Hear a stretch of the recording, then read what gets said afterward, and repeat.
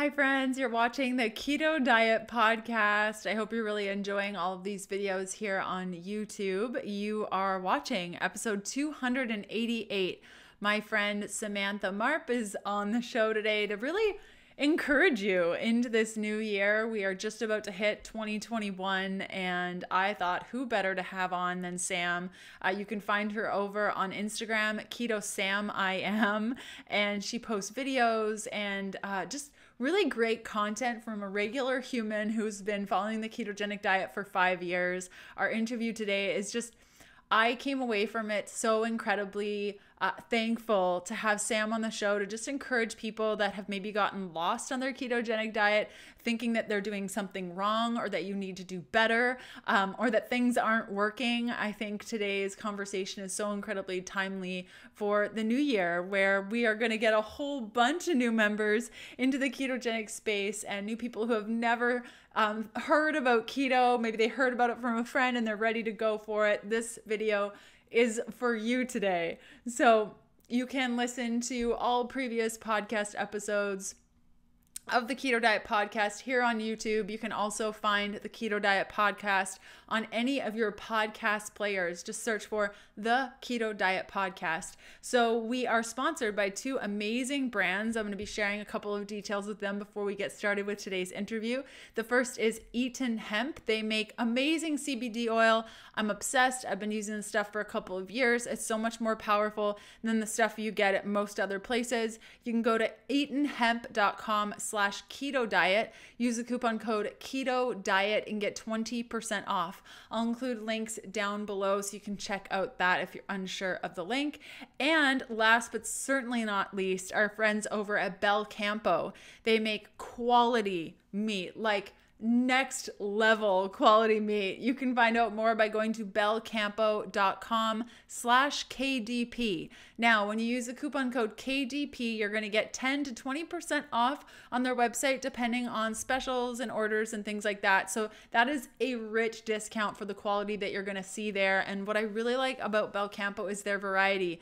You can get suet that you can render yourself into tallow, grass-fed, grass-finished beef, some of the tastiest liver I've found in the United States. So I'll just leave all of those details down below. Thanks so much for hanging out with us, and let's get over to this interview, shall we?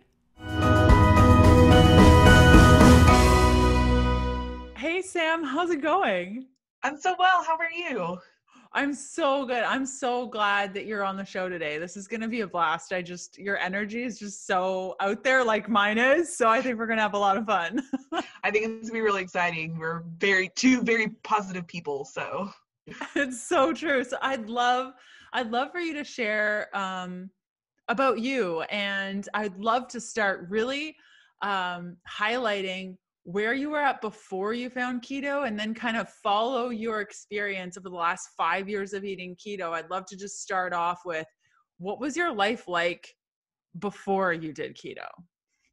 That's such a good question. Past Sam is such a person that I love still. If you ever follow me on Instagram, Keto Sam I am, I talk about Past Sam all the time. She was a very sad and not very kind person. Didn't have anything nice to say to anybody. I mean, even herself. I wasn't treated well by partners, and I didn't have really any ambitions for myself. And I was like fresh dropped out of college, didn't have a dollar to my name. I had a bed and a TV and an apartment and had a crappy job. And I was just like, oh my God, like, why is everything so terrible? What am I doing so wrong that like I'm so unhappy and I can't make friends and I can't do all these things? Like, what is wrong with me? And I decided that like getting healthy was going to be the first like big step to feeling better about myself. Like I didn't dress nicely and I didn't take care of myself because I just didn't like myself. I mean, to be honest. I started dabbling in here and there, ate some rice, ate some chicken, ate some vegetables. Like, I knew that was the key, and like nothing happened. So, okay, that wasn't it. I had done so many like bad diets and trying to diet and figure it out, but at the end, the Cheetos always won. I remember being up late one night on Instagram I didn't even have like an Instagram at that time. And I was scrolling and some woman was like, hot wings, this is the best diet I've ever been on. I'm like, what diet is this? And I would like to be included in this. And that's how I found out what keto was. And then I started like Googling, and mostly I just use a lot of Instagram because that's all we had at that time. There was Reddit and there was Instagram, and those were the keto communities. And I fell into the Instagram one.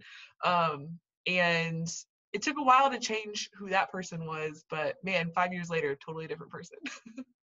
It's so cool because that's how I found out what keto was too. I was on Instagram late at night and a friend had posted a picture of like, I think it was like a meat stick and a Diet Coke and sour cream or something disgusting. And I saw the hashtag keto. I was like, what is this? And then I clicked on it and it was all this garbage. And I was like, as a nutritionist, I'm like, what are these people doing to their bodies?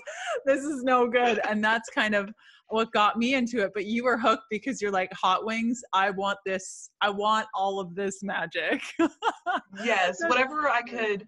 Oh, I can eat that and it's on a diet. Okay, so I went the what can I eat on this diet, and then I'll do this diet. So I went a little bit backwards. I love this. And so at what point did you know, like, so you started on the ketogenic diet, and back then, so we're talking 2015, there really was not a lot of information. I'm guessing just like me, you screwed up a whole bunch at the beginning because you didn't have any information as to what to do. Yes, no information. So I started keto January 26th of 2016. So right at the beginning of the year. And there was no information on it. Like you didn't, and like, honestly, I couldn't even read a nutritional label. So not only was there no information on like how to be keto, but like, you're told eat 20 grams of carbs or less. You're like, how do I know what has carbs in it? Because I didn't even understand what a carb was at that point. So it was a lot of just copying other people's meals.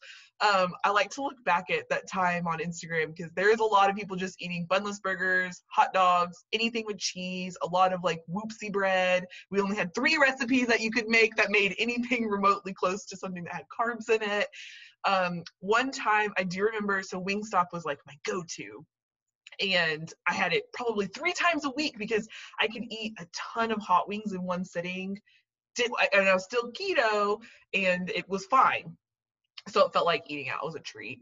And I remember going on to an app and reading, looking up the French fries at Wingstop, and it was like 7 grams of carbs for like this many French fries. I was like, oh, I can fit 7 grams of carbs in. Okay, so that was totally wrong, and the app was totally wrong. I didn't realize till the next day when I went and re-Googled, like I Googled it instead. I ate like way too many carbs. It didn't really matter at that point because I was still learning, and I wish even new people knew that. Like a lot of us messed up all the time on like our carb count at the beginning, and like we still made it to the end. So it's still possible even with the mistakes. That's so true. That is so true. How many mistakes we make, especially because you coming into it didn't even know what a carb was. That was like when I got diagnosed with celiac disease and they're like, you can't eat gluten. I was like, okay, no bread. I can do this. And probably for like 3 months, I kept eating everything but bread, thinking that I was gluten-free now. So it sounds like very similar of just, you have no clue. And so at what point did you feel like, whoa, I'm on to something here? Like things are clicking. I'm noticing XYZ. Like what was that point for you? Was there a certain point for you? I like to think it was at my job. I worked at my job like 10 hours a day at that point. And the fact that I could get through the whole day, I was eating foods I loved. I was eating all the cheese and the processed meats. I was drinking like 2 big heavy cream Starbucks drinks a day because they were delicious and they fit into my diet. But what I found was at the end of the day, even when I went home and it was 6:37, I still had the energy to cook myself dinner. And like, to me, that was such a turning point because I hated cooking for myself because I didn't know how to cook well. I didn't know really what I was doing.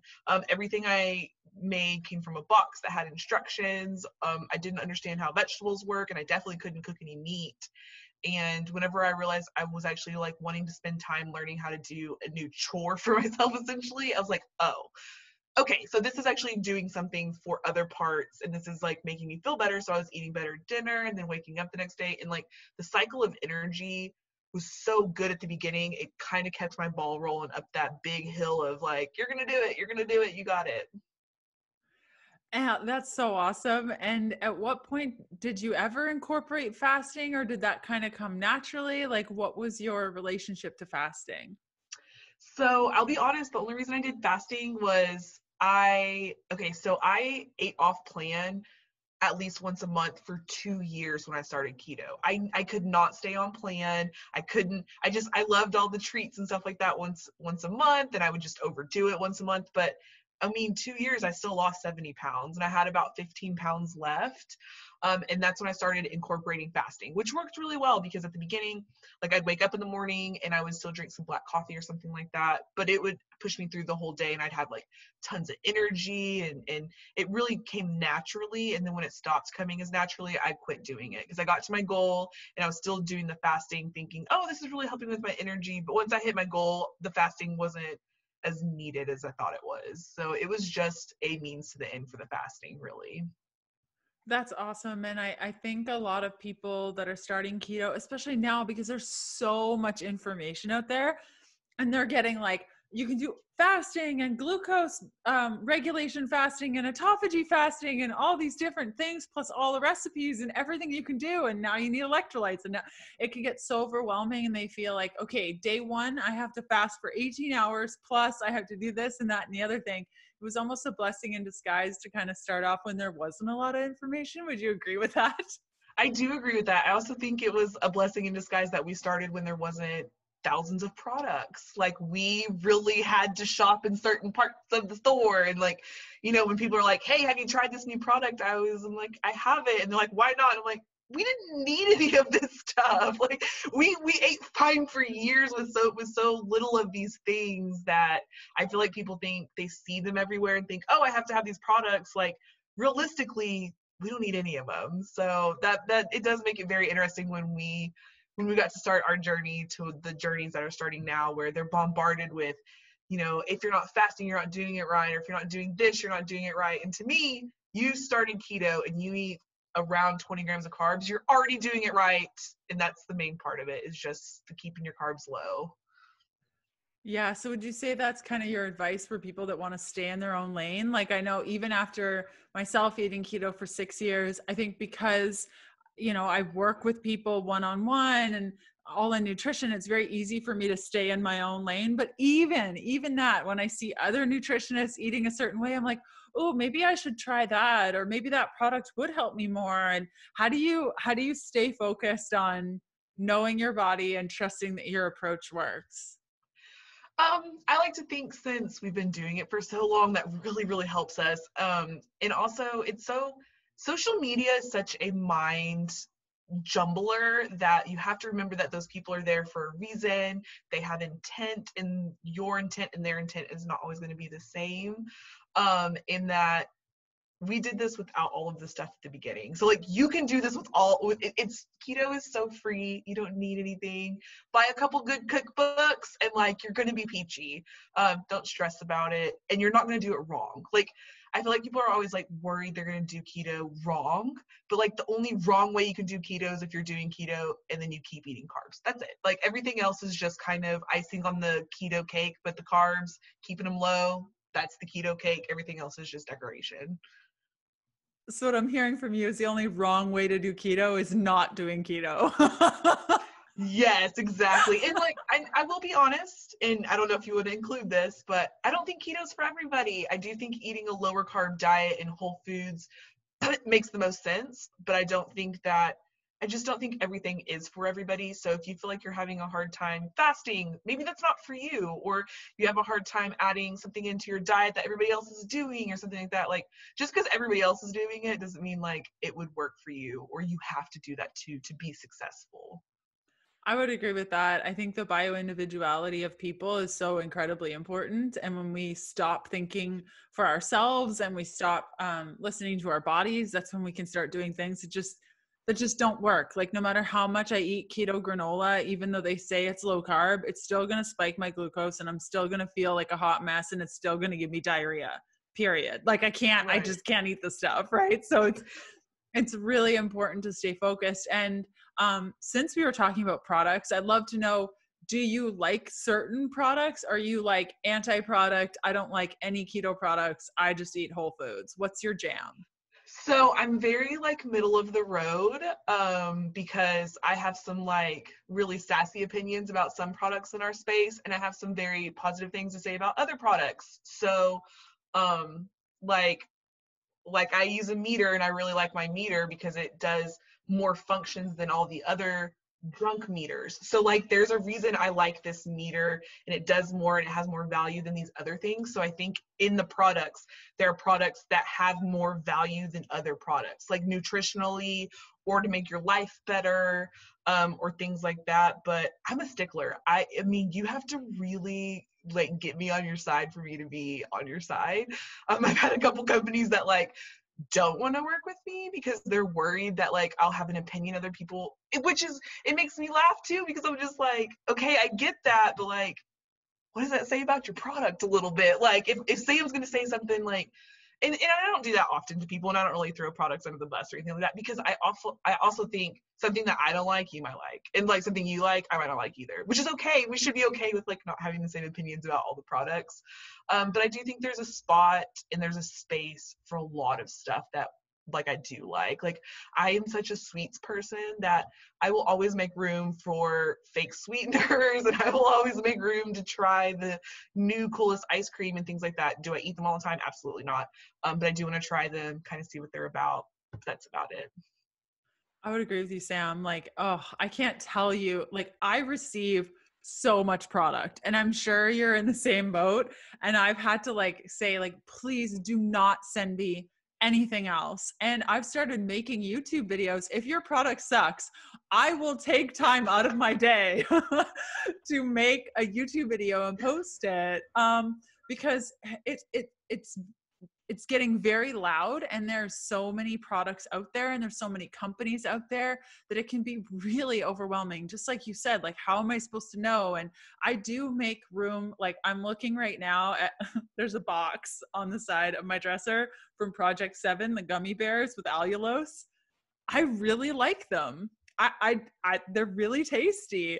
Would I eat them all the time? No. The interesting thing is, the more products that come out, the more I'm realizing some are not so good and some are pretty good. Like, I had other gummy bears from Kiss My Keto.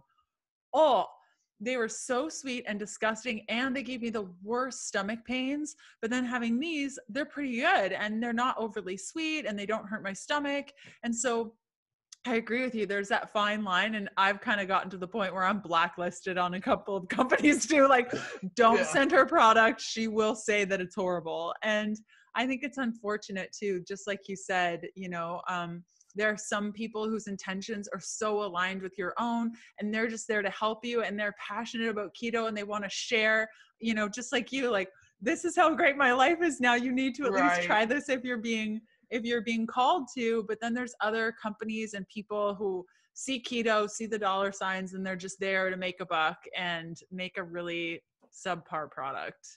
Yeah, it's really, and it's hard because like even just being an influencer, where are we supposed to do this? I don't know. Like I don't know. It's such a hard little thing with the products. I do have probably 10 products I really do and love. Those Project 7 gummy bears were fantastic. I also got them and loved them. I know, they were so good. I did a whole Halloween candy hoopla on live one week, and we just tried. I mean, I was so sick at the end of it. I ate so much junk.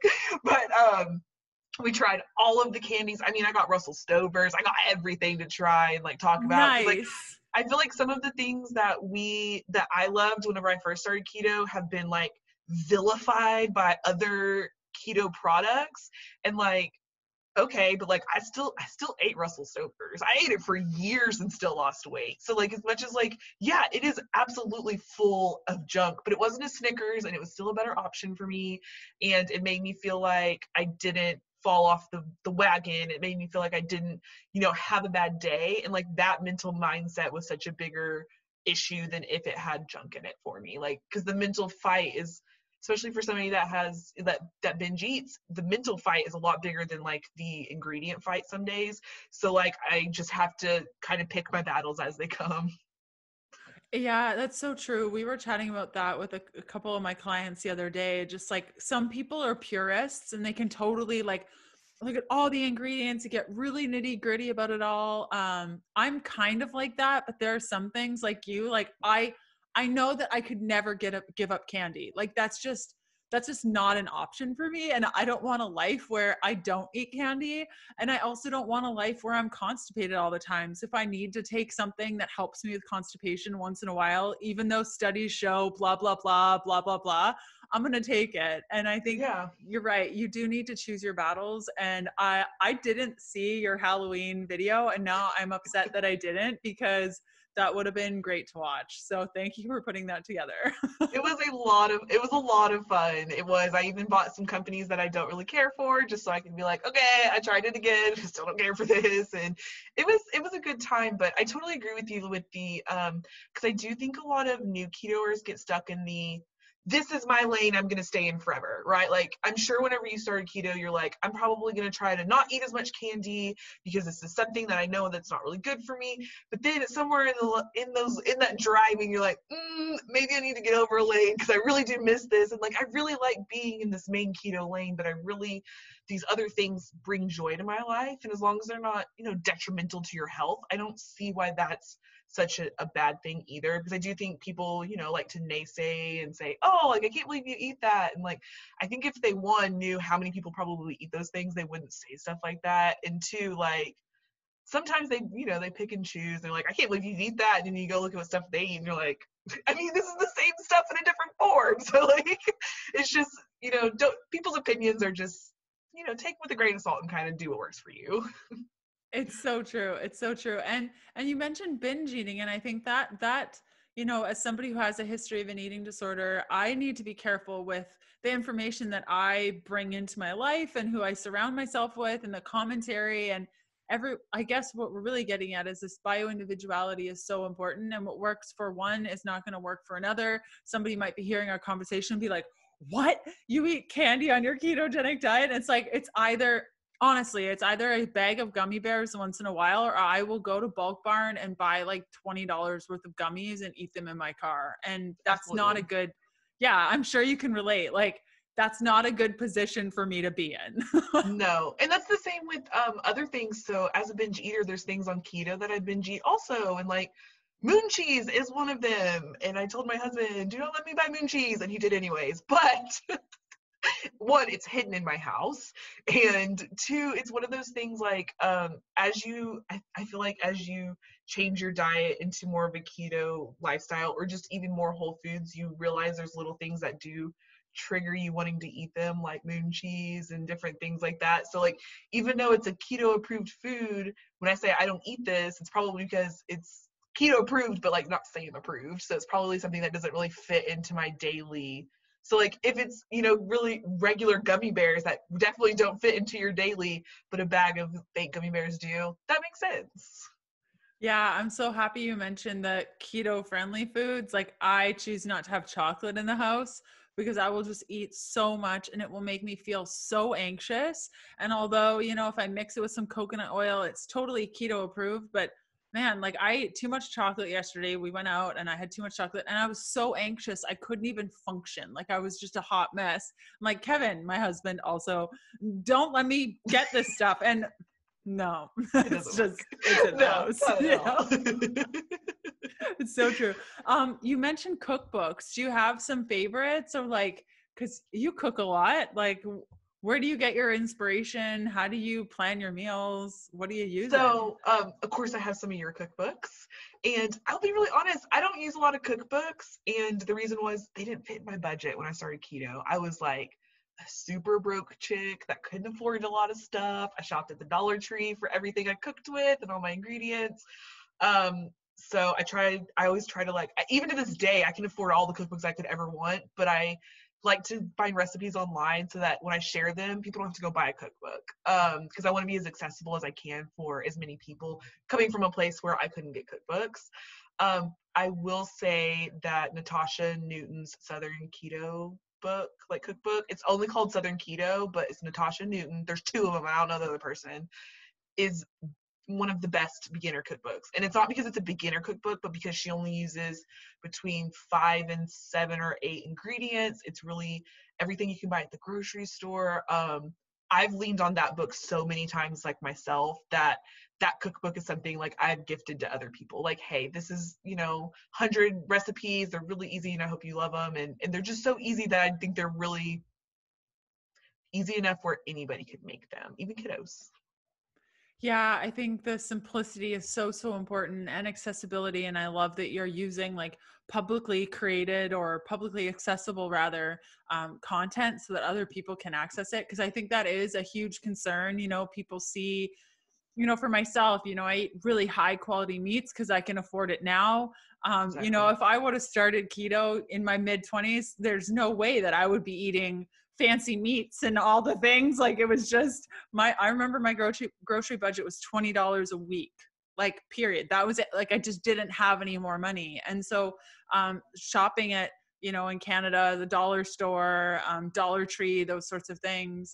Any other tips for people that are on a really tight budget when it comes to keto and maybe feeling like they can't do it because they don't have enough budget for it? So my biggest tip is whatever's on sale is what you're eating that week. Vegetables, meat, that's what you're eating this week. Stock up on eggs when they're cheap.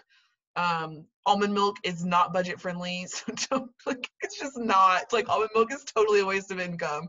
Like, buy some heavy cream and add some water if you want some almond milk or something. Like, it's such a waste of money. Like, there's little things like that I wish I could tell people. Like, almond milk's a waste of money, and like, eggs are great, but you don't have to buy the best eggs, and meat's great, but you don't have to buy grass-fed everything. Yeah, I think that's a really good tip. And actually, I think it was my first book, the orange one, the Keto Diet, I found prices for each of the nuts and seeds. And I broke it down with like, this is the cheapest. I think sunflower seeds at the time were the cheapest. So I remember going to different bulk stores and I would buy the cheapest nut and seed. And then I would live on that until there was a sale, and I would make flour with it and I would make milk with it. And because I can't do dairy, so I made do with it. But that tip of just like whatever's on sale, you learn to love it and you learn to use it. And that's just what you do. And that totally works. And I like to think, most diets, like that, typical diets that aren't keto diets, you're about to eat food you don't like anyways. So on keto, you might eat some things you don't like vegetables or certain kind of meat, but you can put some butter on it or some cheese. Like you can doctor things up to kind of make them a little bit better, or like just to make it through the meal. Like, I've done that plenty of times where I've made something and be like, okay, like, just got to make this edible, just got to get this, down. So just don't be scared to try some new things, especially vegetables. I know everybody's like, fresh vegetables are the best, but like, if you like canned green beans, that's the only green beans you're gonna eat some canned green beans. I mean, don't force yourself and paint yourself into this corner when there's so many other options. And if somebody says you shouldn't eat things like that, like, sure, but like, if you're not gonna eat fresh and you will eat frozen, like, go with the frozen. It's not that big of a deal. Yeah, that variety is really important. And there's a lot of dialogue in people's minds of, oh, but I can't do this and I have to do that. And there's so many rules and all the things. I think that can definitely compete against what they just do. And you're really creative with your vegetables. Like, I've seen you love okra. Like, you've had okra. Like, okay, tell us how you prepare your okra, because that is just fascinating to me.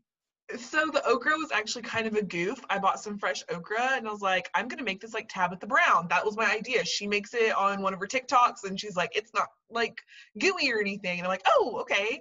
Well, I got fresh okra and I baked it and it still didn't get very crunchy, and it was fine. It tasted fine to me. But I did stick it in the air fryer for about 5 minutes. So roasting some vegetables and then popping them in the air fryer for about 3 or 4 minutes, like, gives the vegetable, keeps its integrity a little bit more and doesn't just dry it out into this like gross shell of air fried like okra. Like, there is a fine line between, the air fryer can't do like cook things from beginning to end all of the time. Sometimes it's just the finisher, just like the broiler just finishes something at the end also.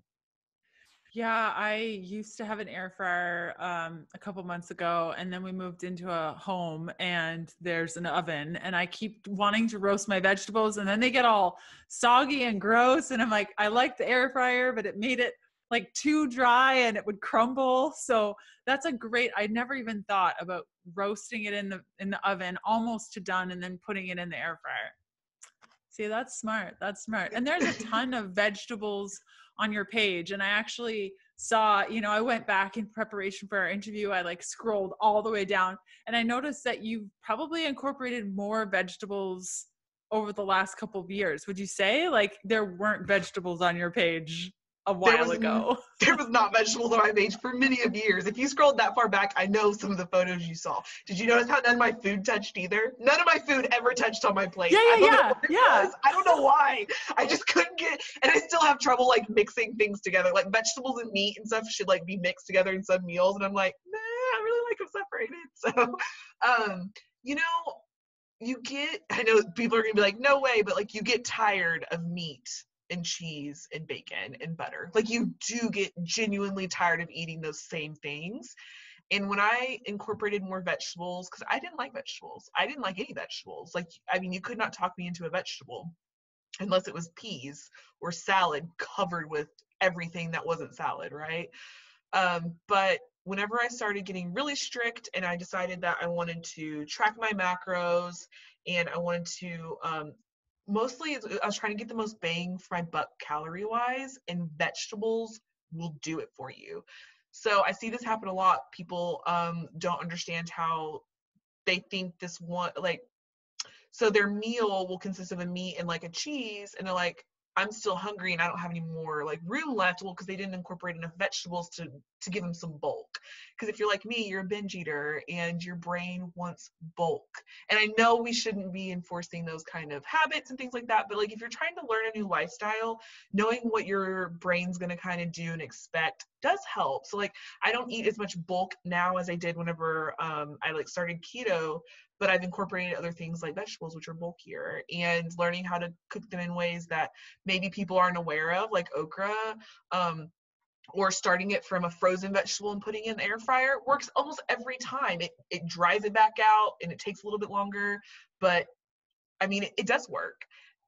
Finding out what does work, trying new vegetables I would never have tried before has also helped a lot. And not being scared to throw away a vegetable. Like I've probably bought okra 3 times before I like tried it and ate it and liked it. So like I've wasted $7 on learning to like okra, but it was totally worth it. Yeah, that was like endive for me. Like I must have bought so much endive. And finally I was like, okay, I am going to sit down with this thing and figure out how this works. Yeah. And you gotta be not worried about, it might be gross, but that's okay. You can buy another one and you can try again. Not like, I was always scared of like wasting food, but vegetables are one of those things that they usually are pretty cheap. And they're worth trying to see what would work and what doesn't work. And also a lot of vegetables will give you the feel of things like you miss. Like my air fried green beans are something I eat all of the time right now, and they remind me of gourmet French fries. Like they taste like a French fry. They give me a saltiness like a French fry. I even eat them with my fingers like a French fry to get the whole, and it scratches the itch, and I think they're better. So That's amazing. And would like past Sam hear you just say that and be like, you're a liar. Like there's no way, yeah. like green beans, really? Yeah, and it's funny because I actually did live when my mom was watching and I was talking about green beans. And like growing up, I had a sister who she ate green beans and I ate peas. And I was like, I hate green beans and she hated peas. And like that was always our thing. So now I actually like green beans a lot and don't eat any peas for the most part. So I like to think like people that knew me 10 years ago, if they met me now, they wouldn't know who I am. Like there's no way. That's amazing just to see how far you've come and even what you've learned about your body and what you've allowed for yourself. I agree with you on the volume eating. I need to feel the fullness. It's always been a thing for me. And so I'll load it up with vegetables like iceberg lettuce just to like feel the fullness so that I can walk away being like, yes, satisfying. Because if I don't have that fullness, I just keep seeking for more food and I end up way overeating. Right. And then you're overeating on things like, I mean, you could overeat on green beans or you can overeat on like handfuls of moon cheese. Like those things are a little bit different. And even in that same aspect, whenever because like I do like to eat as a hobby. And so like even having green beans or vegetable there as a snack, I know some people don't like equivalent snacks with like vegetables, but it helps. Like a plate full of green beans, I know that doesn't sound exciting, but it's a whole snack for 50 calories and it's like it's a healthy snack. Yes, completely. And so tell us about your cooking classes and kind of how they started, your Tuesday things. Like, I'm sure I really enjoy them, but why don't you share with us what they are and how people can join in? Sure. So I'm Keto Sam I am at keto.sam.im on Instagram. And every Tuesday at 6:30 Central Time, we do live cooking together. And it's just recipes, like I kind of just think of them off the top of my head the week before. I'm trying to get better about having a schedule. But they're things that sometimes are things like people are scared to make. Maria Emmerich's pudding is one of them that was made with boiled eggs. Like people are like, oh my God, like, and I know, and it looks gross, but it's delicious. Some things I try to make that like look difficult that really are only like 2 steps that make it, I want to make cooking more accessible to everybody because I didn't know how to cook either. And cooking is so intimidating, especially when you watch it on TV or you talk to somebody that has cookbooks or something like that. You're like, oh, they know all the cooking knowledge. And it's like, I don't even know all the cooking knowledge, and I do it too. And you can do it too. And I like to bring that to live. We have a lot of fun. We do giveaways, and I do have like a close knit group of women that show up every week. So it's really fun that we have something going on all the time, and they're really invested in like the kitchen and like what I'm getting new, and we try new products, and I get to be a little bit more myself on there also, which is really nice because I'm kind of goofy and dorky, and I laugh a lot, and I laugh at myself, and I make a lot of mistakes. Like I have had complete meltdowns on live, from like thinking it's gonna go a certain way to like just being a blob of food on my, it's gone really, really wrong really fast. But I started it whenever they gave us the ability to go live on Instagram, and I know you were around then. This was probably 4.5 years. So like right at I've been on Instagram for about a year then. People were going on live and like just doing it to like talk to other people on live, because we didn't know what we were supposed to be doing on there. It wasn't like a show, and nobody was like putting any time and effort into any of it. And I started talking to my best friend Soul, and we still video chat in Instagram DMs every single day the same way. And we started like hanging out together on live, and eventually I started like starting my dinner on live, because I was like, okay, like it's 9:30 and I haven't done anything for dinner yet because I've been hanging out on Instagram all day. And I started like slowly like just chopping my vegetables on Instagram, and eventually it turned into me like making whole recipes, teaching people how to debone like a chicken thigh, here's a cool way to make this and that. And then now it's turned into like, I put the pressure on myself, but I want it to be more of like a TV show. I want y'all to show up. I want people to be excited about whatever we're going to make, or like curious about what we're going to make or what you're going to see, or at least just come and like have a good time. We laugh a lot. We tell a lot of jokes. I talk a lot about the products and the companies and a lot of that kind of stuff that kind of stays off the page and only stays on live. That's so fun. And it's so great. I think the internet is such a wonderful place when you get out of the whole social media craziness and you kind of just look at how much community we're able to build using the internet, and the fact that we're able to have this conversation and share it. It still blows my mind, I guess, for people that are younger and have always had the internet, it's kind of just like a duh thing. But 20 years ago, this wasn't even an option to do this kind of stuff. Right. And it's such a cool thing. And I think especially as you relate to your like past self, I'd love to kind of end today talking about if you could speak to your old self and give her like some tips, what would they be? It's almost the beginning of the year. People are starting to look at keto, and maybe they're already getting overwhelmed with their New Year's resolutions. Right. What advice do you have for people that are looking to get into keto? A couple things.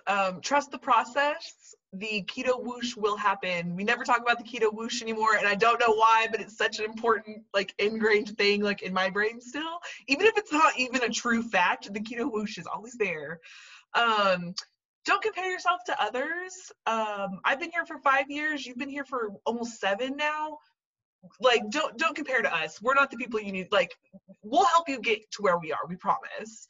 So don't compare yourself, and it's not a race. I can't say that enough. And I don't have any knowledge beyond, like, I don't know if faster is better or slower is better, but I know that like I got here and it took me 3.5 years, 3 years, and I know other people will get there faster or slower, but like we'll all get here together. I promise. The end is going to be there for everybody. So there's not really a race. There's no race. And my last thing is, you're not doing it wrong, because if you already had the conversation with yourself that I need to change something because something's not working, you're already on the right path because you already decided something you're doing is not working. And I hope that keto is the next thing that gets you on the, oh, this is going to work. And it takes time, it takes effort, and you're going to cry, and it's going to be hard, and you're going to make mistakes, but like you will get to the end. It's there for everybody.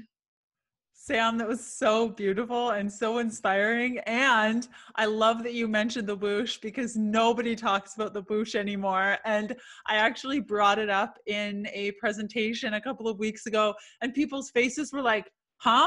And I'm like, oh, right. Nobody talks about this. So for those of you who are like, what's the whoosh? Basically, your fat cells are really, really big and they're holding a lot of fat. And as you burn fat, those fat cells fill up with water, because fat cells don't want to be loose and goosey like a deflated balloon. They want to be like tight and good. So it fills up with water.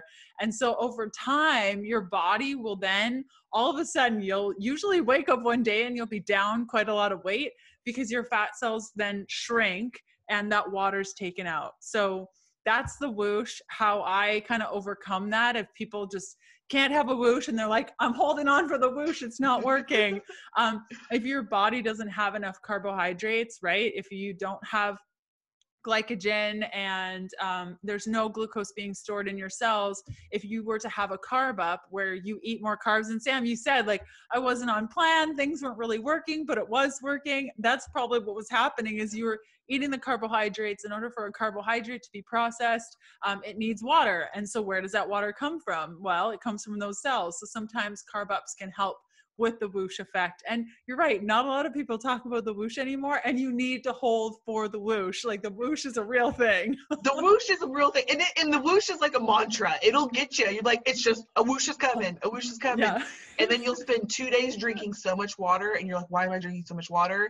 And then one day you'll spend the whole day in the bathroom. Whoosh! And then whoosh, it happened. You wake up the next day and it's like, oh, it happened finally. And like, you know, we got to bring it back. We got to bring the whoosh back, because the whoosh, I think, was such more, even though it happens, I think the mental like mantra of the whoosh coming really does help you, because you're like, oh, it's coming. Any day now, the whoosh is going to happen. That's so true. Thank you so much for bringing it up. And thank you so much for coming on the show today. This was a blast. I had a feeling it would be, so I'm happy about all of this. And I will include a link in the show notes so you all can check out Sam's Instagram and follow her and love on all the things that she creates. So Sam, thank you so much for coming on the show today. Thank you so much for having me. I really appreciate it. I'm so glad we got to connect.